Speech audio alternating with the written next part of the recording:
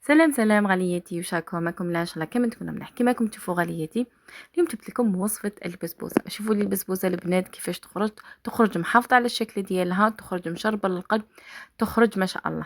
عجبتكم الوصفه حبيباتي؟ تبعوا معايا لا فيديو بتعرفوا مراحل تحضير الوصفه او فرجه ممتعه. نبداو بسم الله حبيباتي الغاليات في المقادير. هنايا واش نسحقوا في المقادير. ما تنساوش البنات صلوا على النبي، اللهم صل وسلم على سيدنا هو نبينا صلى الله عليه وسلم. هنا عندي 2 كيسان سكر، كيسان ناقصين اصبع ما تعمروش حتى للفوق، مع 4 كيسان ماء، مع شريحه ليمون. نحطوهم فوق النار كي يلحق الخليط مرحله الغليان يبدا يغلي لكم. حسبوا له 10 دقائق وطفوا عليه النار. هذه هي الشربات اللي نخدموا بها في البسبوسه. هذا واش نسحقوه. كما راكم تشوفوا هذا الكاس التالي تاع الماء نديرها فوق النار، شريحه ليمون، 10 دقائق طفوا عليها النار. نبداو بالمقادير تاع البسبوسه. هنا عندي نص كاس سكر، 4 حبات بيض، كيس خميرة كيميائية، كاس غير ربع زيت، كاس غير ربع حليب، ملعقتين فارينة، ملعقتين جوز الهند. هنا في الريسيبيون نعاود لكم مقادير كي نولي ندير لكم في البسبوسه. هنا في الريسيبيون درت 4 حبات بيض مع نص كاس سكر. الوصفه الاصليه بكاس سكر. توجور نقصوا الحلاوه في اي حاجه ديروها، سواء بسبوسه سواء، لازم تنقصوا السكر. انا درت غير نص كاس. تخلطوا بالباتور بيان، اللي ما عندهاش الباتور تخلط بالفوي ما كان حتى مشكل. ومن بعد ندير البسبوسه تاع 2 حبات بيض. انا ندير هذه تاع 4 حبات بيض ونديرو تاع 2 حبات بيض، تخرج روعه البنات. ومن بعد ندير هذاك كاس غير ربع تاع الزيت نديروه على دفعات وتخلطوا. توجور لازم الزيت ديرو على دفعات، سواء في البسبوسه سواء في المسكوتشو ولا في الحلوى تاع الزيت.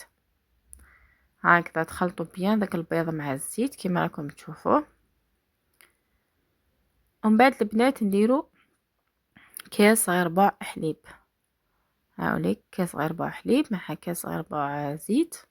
استعملوا الكاس تاع 220 مليلتر، ولا الكاس اللي عبرتوا به كملوا به كامل المقادير.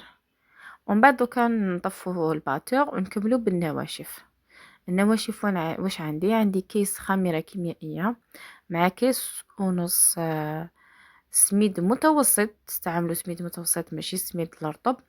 2 ملعقتين جوز الهند، هاي ليك نبدا بملعقتين جوز الهند مع ملعقتين فارينة، ملعقتين جوز الهند، ملعقتين فارينة، كيس خميرة كيميائية، وكاس ونص اسميد. انتوما ديروا في السميد ديروا بداو بالكاس الاول وشوفوا. هي نورمالمون يديلكم كاس ونصف سميد متوسط. انا استعملت سميد مولا يجيكم سوا ما تستعملوش سميد الرطب، لازم سميد المتوسط. هاوليك الكاس الاول ودوك ندير النصف كاس. البنات والبسبوسه ثاني عندها سر، لازم حتى تكملوا كامل تحطوها في الصينيه باش تشعلوا الفرن ديالكم، تخلوها تريح شويه. هاوليك الكاس نص كاس الدوزيام. هنا درت كاس ونصف سميد متوسط. وما تنسوش البنات لافاني ومبشور نصف حبه ليمون. هاي لك لافاني ودرت مبشور نصف حبه ليمون يعطيها بنه ولا اروع. ومن بعد تجيبوا المول ديالكم تكونوا دهنتوه البنات بالفارينه. شوفوا لي البنات كيفاش شرب هذاك الخليط. شوفوا لي السميد كيفاش شربوا. هاوليك مع الاول يبان لكم جاري ومن بعد يشرب. ادهنوا كامل الصينيه ديالكم ب بلا ماكارين. وانتم في هذه المرحله باش تشعلوا الفرن ديالكم، ما تشعلوش من قبل حتى تحطوا البسبوسه في الصينيه باش تشعلوا الفرن ديالكم.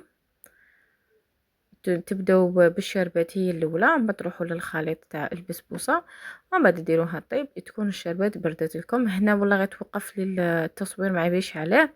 حطيت هذاك الخليط في الصينيه وخليته على درجه حراره 180 درجه. كي تحمرت لي من تحت شعلت لها من الفوق، بدات لي هذه التحميره. ودركا راني حندير لها الشربات درت لها ملعقتين ما زهر. للامانه نحب البنه تاع المزهر في البسبوسه.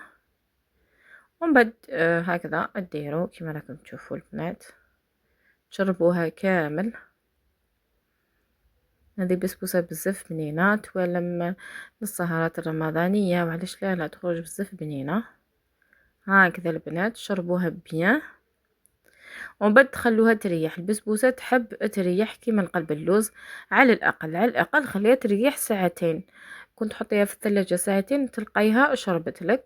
وتزينيها بأي حاجة راكي حبتها. بايظام أنا نشوفو كيفاش زينتها، انتم التزيين يقعد اختياري. البنات ما تنسونيش كومونتاج كيما نتوما، لايك للفيديو، اشتراك في القناة، والسلام عليكم.